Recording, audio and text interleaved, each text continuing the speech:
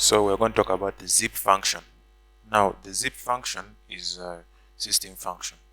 So what it does, it gets a number of iterables or tuples, and then it zips them together. What it means that, like John, it will get John, then ages, it will take 15, then here it will take 90, then it will put them in one tuple. Then for Mary, the same thing. It will take Mary, take 17, take 88, and put them in one tuple. It will take Mike, take 16, and then take 82 and put them in one tuple. But the rest of 17, 14, it will ignore them because there's nothing in ages, and also there's nothing else in students.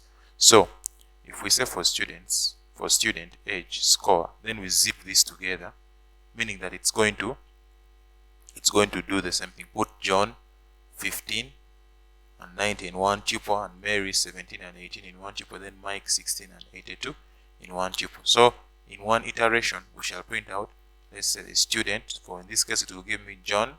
The age, it will give me 15, and the score, it will give me 90. So if I print out the whole thing and I run the code, you can see that John, age 15, score 90. Mary, age 17, score 88. Mike, age 16, score 82. Now, what if we wanted to unzip a zipped iterator? Meaning that, what if we had zipped what? A bunch of tuples together. So here we have zipped. So what we do, we zip students, ages, and scores.